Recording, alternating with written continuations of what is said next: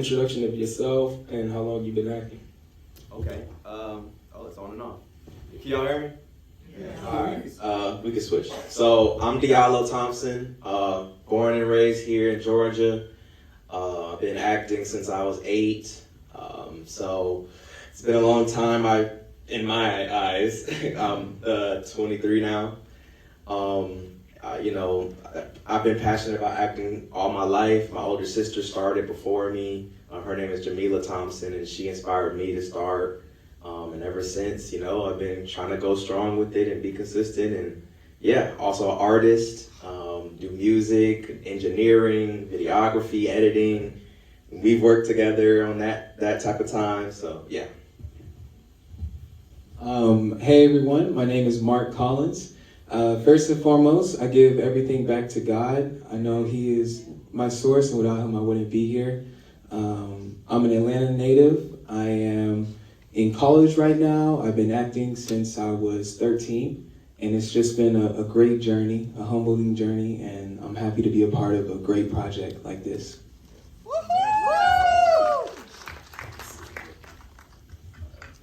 Testing. There we go. Testing. Tyrik. All right. Can you hear me? This is Feedback from the mic. Just use one mic. Feedback. testing. Cut off this one. It's a feedback. Testing. All right. So we gotta Yeah. because it's no on and off button. That's why. All right. There's no on and off button. Oh.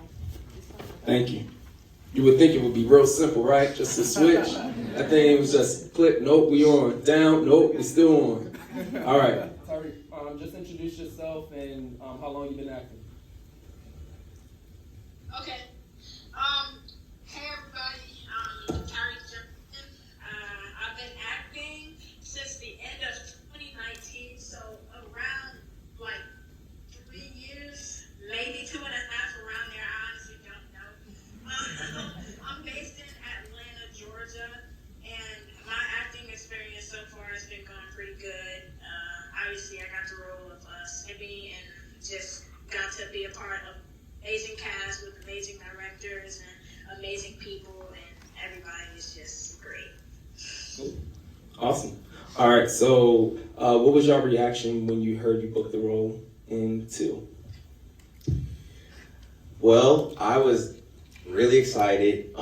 My family's in the building, and so they definitely, just raise their hand, my mom and dad, and my auntie. So they were there when I found out. I called them as soon as I could and was like, hey, they're offering me this, and my dad, he's my manager, so he actually knew before me. And it was an extremely exciting experience. This story is so important, and it's such a monumental moment in film, in my opinion, just from everything as far as like who the director is and being able to meet these new actors. Every time I get a new role, I get to meet new people on set and have these experiences, and being on set is honestly my happy place. So I was extremely excited, for sure. Yeah, that's awesome. Going off of that, when I found out that I booked the part, I remember I was in my school cafeteria and I just walked around and I was like so happy, just so giddy. And I remember calling my mom right here. This is my mom right here. This is my girlfriend and my auntie, and I have some friends in the back. But I remember I was in my school and I was just pacing back and forth because I knew that this project wasn't a regular project. And I knew that this is one that it's just a blessing beyond words to even be a part of it. So I was just so happy. Yeah.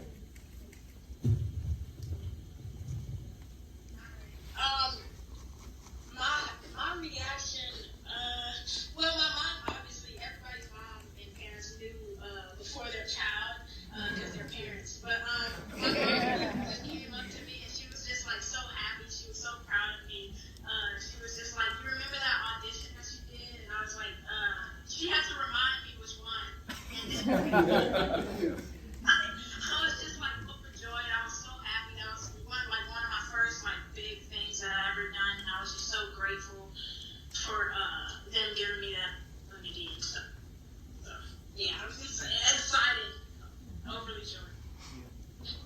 Amazing. All right, next question I have is, let's go, tell us your experience working on the film, your individual experience.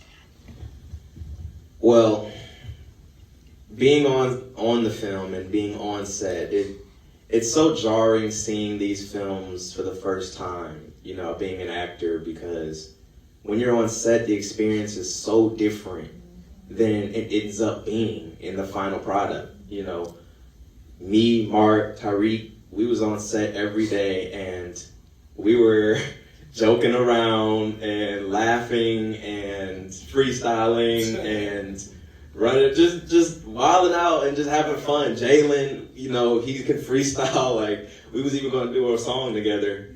And we just had a really great time on set. The vibe was great. Everyone was so kind and just insightful, and they taught you things. And if you ask them questions, they give you advice. And you know, like I said, the vibe on set was positive, and seeing the movie, obviously it's a very heavy movie. Yeah.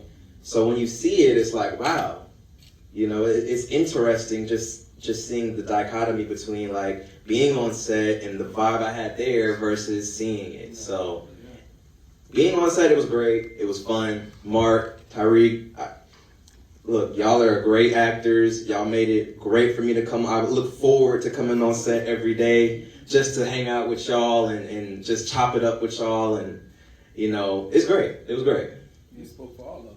Yeah, he spoke for all of us. I mean, all I can say is I agree. And then to add on to that, I think a part of it was that wherever you went on set, everybody realized that this was bigger than just us. Yeah. So it was like no one was doing this for money. Nobody was doing this for the wrong reason. It just felt like good vibes because people knew that this story was needed. Yeah. Tyrik?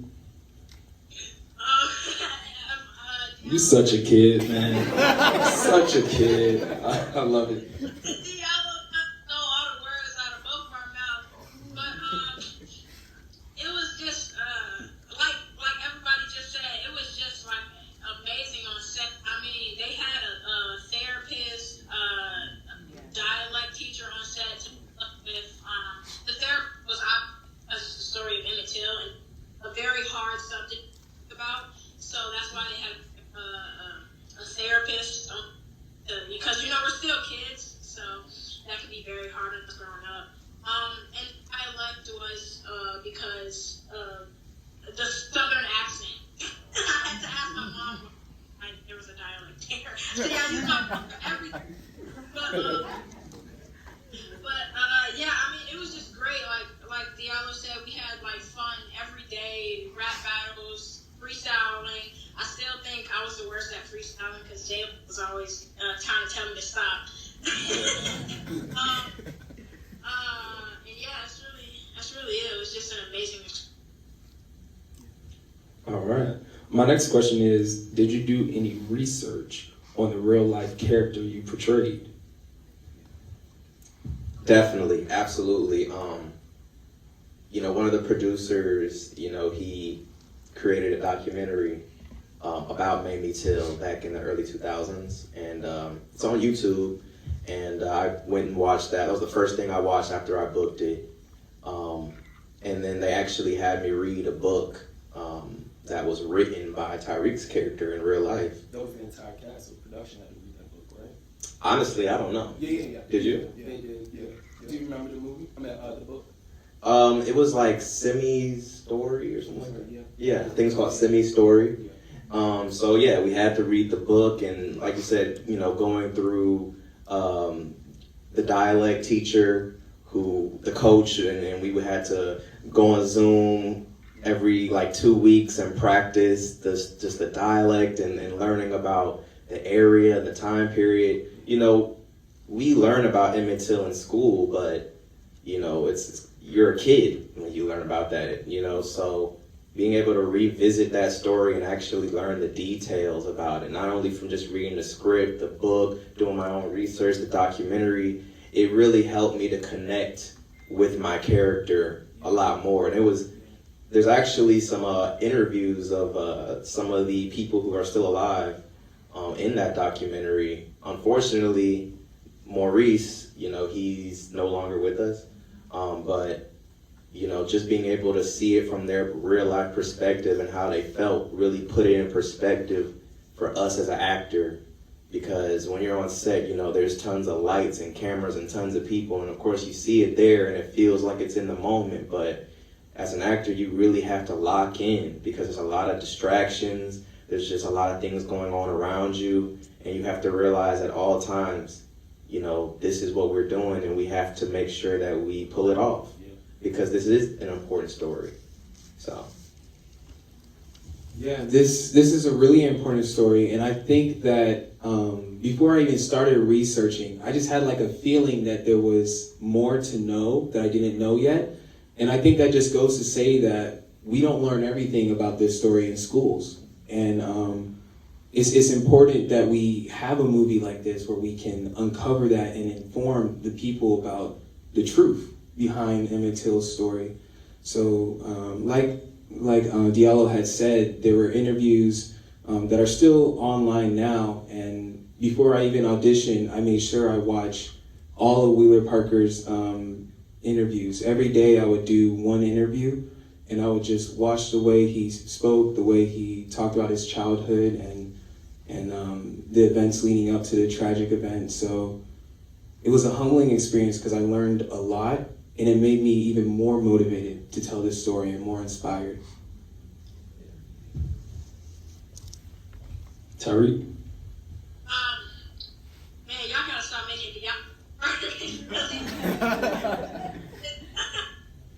You're going in and out every time you laugh. I'm sorry. It's fine. Oh, well, it's not.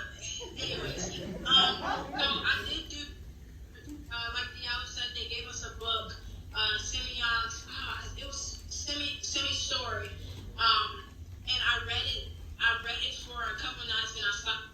It was just on and off, but I did learn some things about Emmett Till, some stuff that I know, and we went to the Civil Rights Museum, and that was around like the first time that I actually learned, because when I booked it, I thought, oh, it's a guy like died by kidnapping or something, and then I actually read it. Like I read it at the Civil Rights Museum, and like I cried. That was the first time I cried at something, like truly affected by it.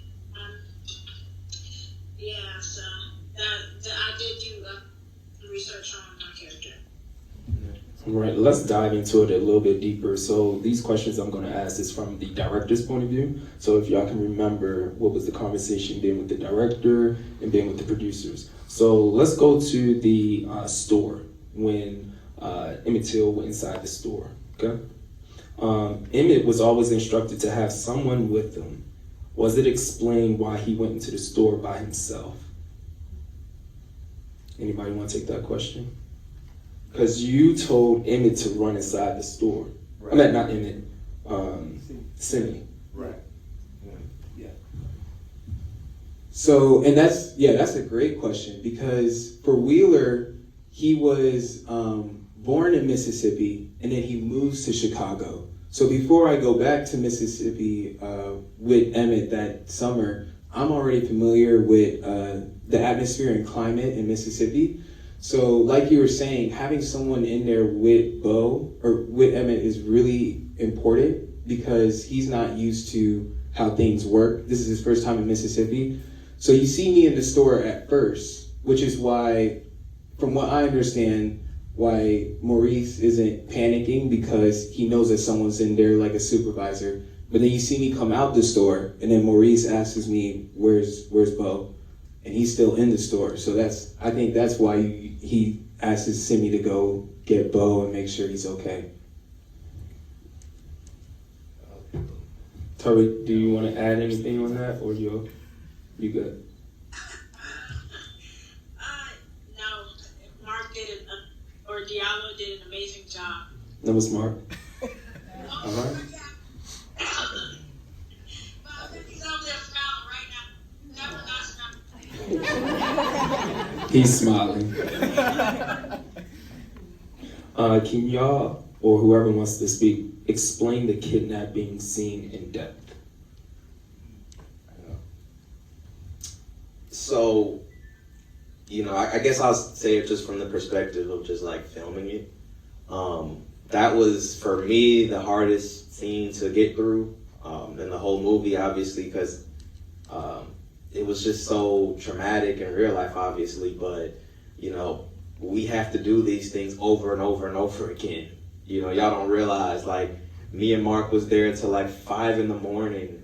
shooting that scene, and just having them come in and I felt so bad for Jalen, because in real life he was 14 in real life, so having that scene of them coming in and dragging him out and having to do it over and over and over, and this is a real kid, and Jalen is such a bubbly person in real life. Like, he's always laughing and joking, just like almost Emmett, like he's very similar to that. So that day though, he was no laughing. You could see it on his face. Like, I felt bad for him, but that's exactly why they had a therapist on set for us for moments like that, and I always get a headache when I have to do scenes that are very dramatic and sad over and over again. That's just me.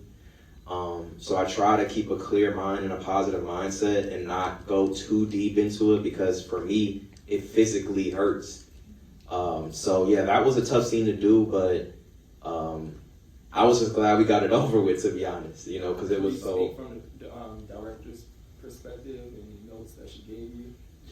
Well, it's tough because, like, me and Marc, we were like kind of up these stairs the whole time, kind of like looking down, and then I know for a fact, like, as far as the cinematography, that was kind of like the focus of that, because it was like you have this continuous shot of coming from the back of the hallway to the front, them coming in, then the camera person, and this is tight hallway. So we got all this camera equipment. They're kind of trying to have to maneuver around, get into the room, then go back out to the... So it was a lot of just coordinating as far as the cinematography, having the actors be in the right place. Plus you had flashlights and how that affects them putting the flashlight directly into the camera.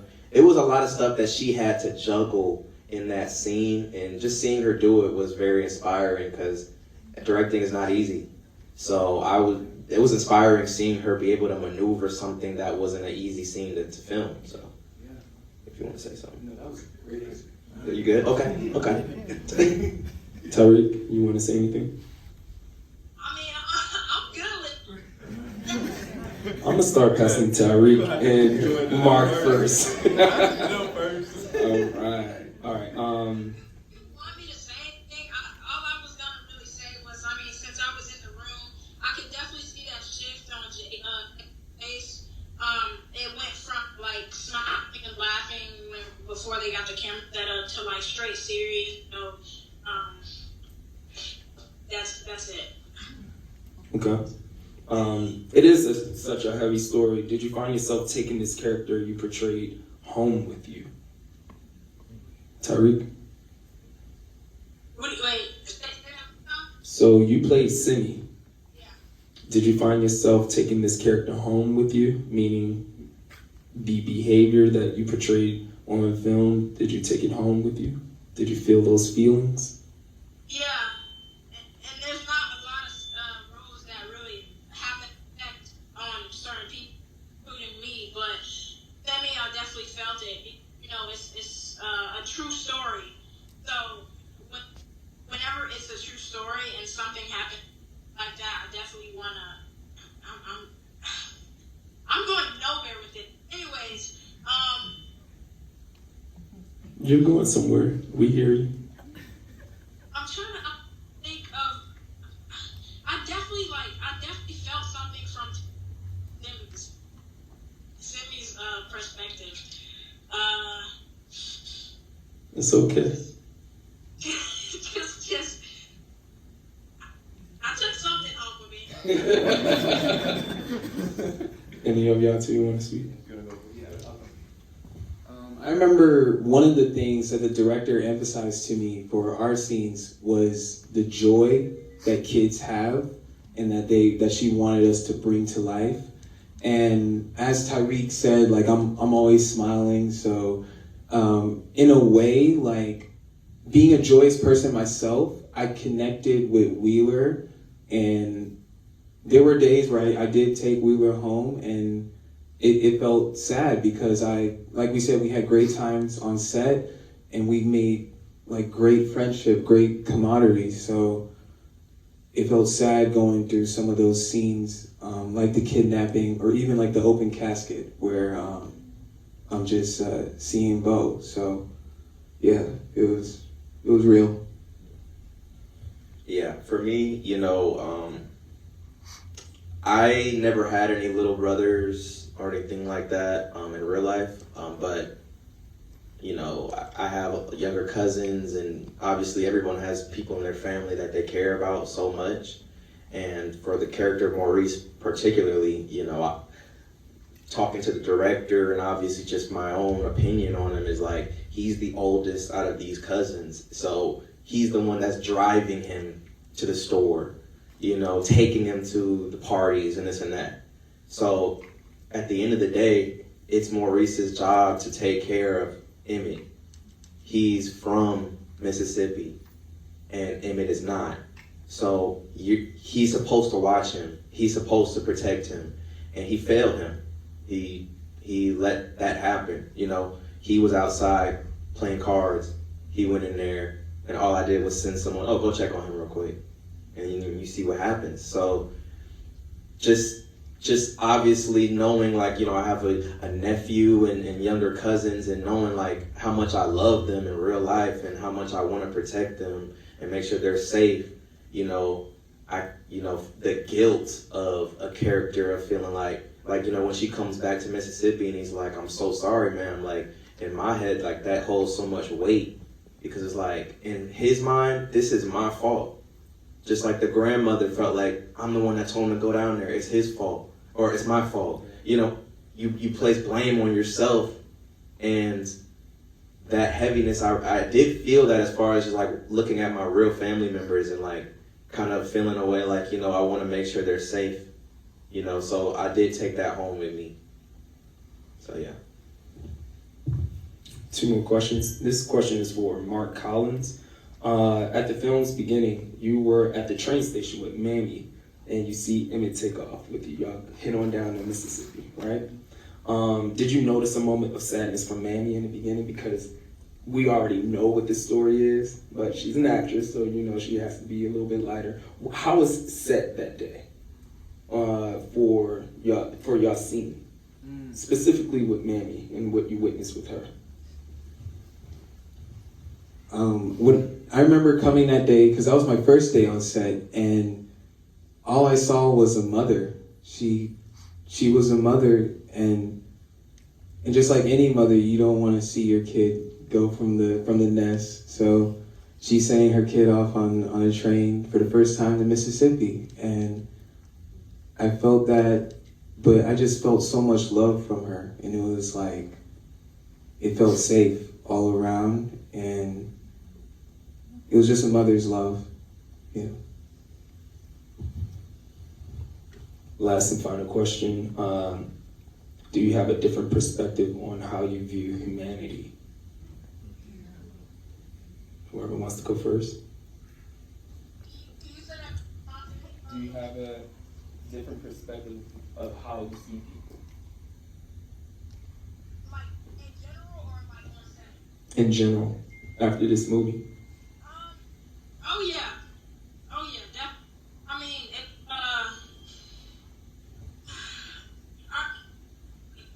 is it? Oh, you saying after? After working on the film, do you have a different perspective? Oh yeah, definitely. I mean, a lot of, not necessarily hatred, but like disliking certain people. Certain people after what Carolyn Bryant did. I know I was like hot that she still wasn't in jail. I know she's like, I don't, she's still out there, but I just know that I didn't appreciate her for what she did and what happened, because she literally was like the whole reason why those men after Emmett and ended up, I'm saying the word, but so I really to end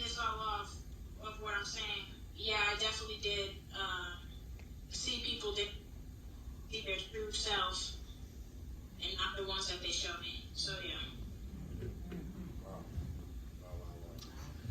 For me, I would say no, because Emmett's story has a lot of parallels to today. George Floyd, Trayvon Martin, stuff happens still. So I think that if you're someone who knows your history and realizing that something like that, it's not as far away as it may seem. It's pretty recent, 67 years ago, this happened, and, there's people we all know that lived through it and remember when it happened. And to see that these things still happen raise your today. hand if you remember or lived in that moment. You saw the Jet magazine. I know my grandmother stated that she witnessed it. You raise your hand? Okay, thank you. Exactly. So to see that, people from the older generation seeing this, and then our generation to go through the same thing, it's sad that these things still happen and that you would think that more progress would be made. But I do think that there has been progress made at the same time. And I think movies like this are important of reminding people that, hey, this ain't recent.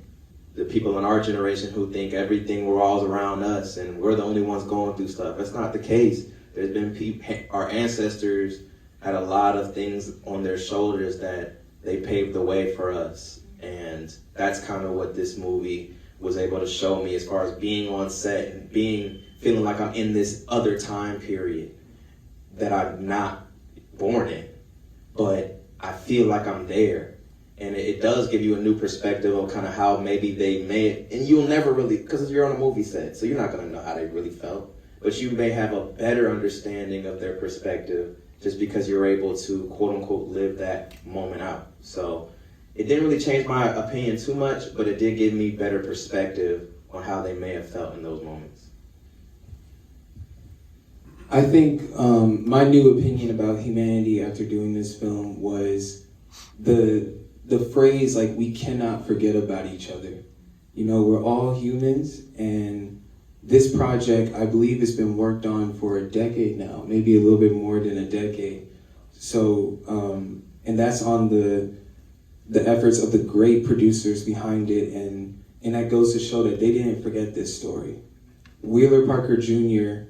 is still alive today. He's still speaking at universities, still trying to find justice for his cousin.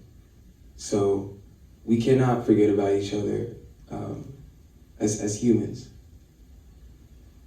Yeah. Awesome. So we have about 10 minutes, so we're going to turn it over to you guys. So we're going to start with our media. If you have a question, raise your hand. And can you introduce yourself? Sure. I'm Eric K. Thomas with the Quintessential Gentleman. My question is, as young black men who were a part of this film, what do you want other young black men who watch this film to get from this whole experience and being able to see this story, even though we know about it, but being able to see it on screen? I'll repeat the question for Tyrik. Did you hear the question or no? What would you like for other young black men to get from watching this film?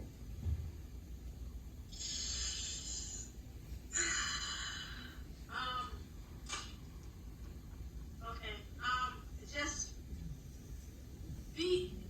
be mindful of your surroundings. Just know who you can trust. Honestly, realize that you are a black African American and that you are, I don't think constant danger, but you have more of a popularity, I want to say, than other races. So I guess just be more mindful of your surroundings. Not everybody is your friend. Not everybody wants the same life that you want for yourself. And just be careful. All right. I'll keep it short. I'm just say I want people, especially the ones who may not, because I actually have personal friends who didn't really know much about the story, like, which is crazy. Because I'm like, didn't we learn that in school? But I just think it's important for us to know the story and to, like Tyrik said, to move in your life knowing how things used to be for us and all the work that we put in to get where we are now, and to know that, you know, not to be so selfish and self-centered, and know that we have to work together to make more progress even past this point. So that's what I want younger black men to get from this film, is that there's a lot of work put in from a lot of people to get where we are now, and that we need to continue that. Yeah. For the young black men out there, I would say to them, in a place that's been against us for so long, I would look to your elders and look to people who are older than you and ask them for help. If you ever feel like you're in danger, if you ever feel like in this pursuit of being unapologetically you, that you're being threatened, reach out to your pastor, reach out to a guardian, a friend, and find hope in that others can help you and will listen to you. Next question from the next meeting. Yes. I am here with Scarves of Survival magazine, and I think in this instance it's really important, how do you get through something that is this traumatic. And I also heard you talking about how you took blame and responsibility for the next generation. How do we get past that survival remorse in this generation? How do you, with that therapist on set, how do you help people with this film get past that aspect of it so that they can heal as well? Anybody want to take it?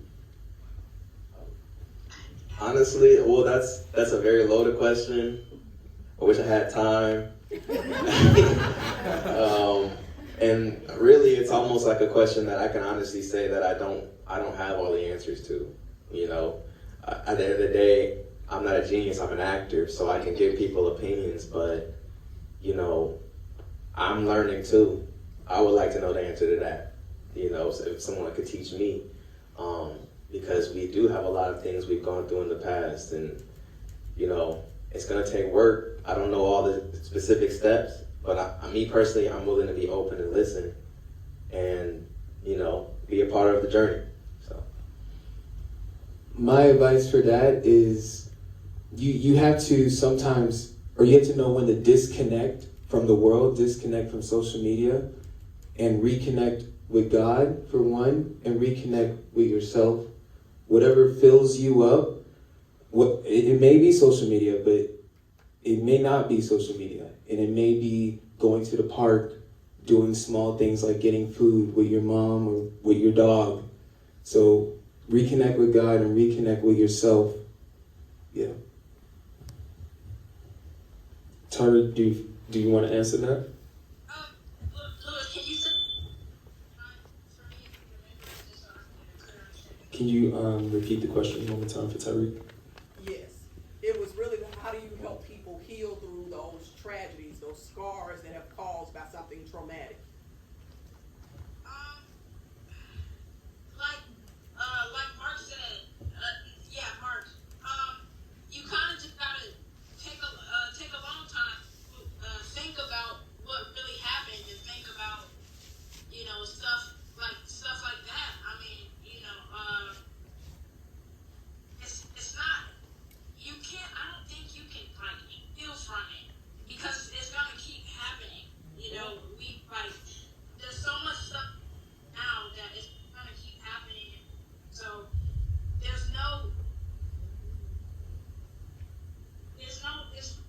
I don't have that either.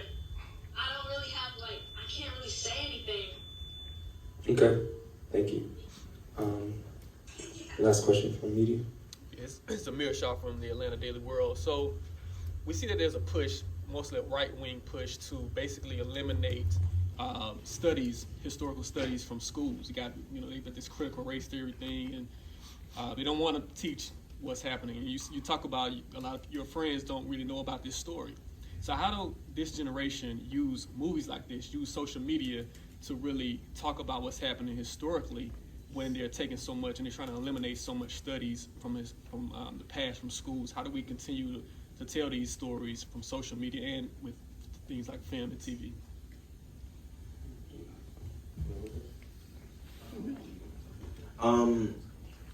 It's tough because social media is just full of just everything, you know, and getting like valuable information from it is risky, especially when it comes to like our history as Black people.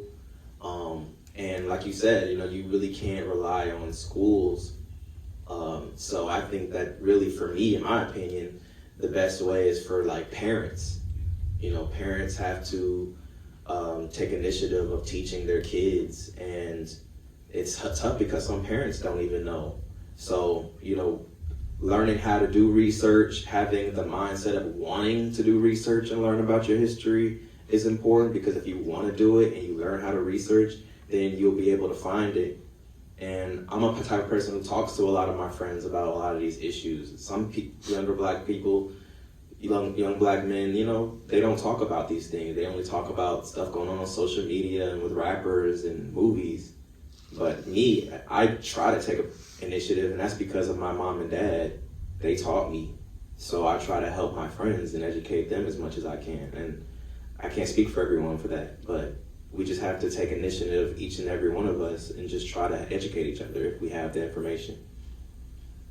Yeah, that's a beautiful answer. And to go off of that, I think we do need to connect the younger Black man, the younger Black woman with the older Black man, the older Black woman, because, I mean, we did a show of hands. People know this story, and they're still here, so there's no reason why there's no communication, and then we have to find out through vague understanding at school.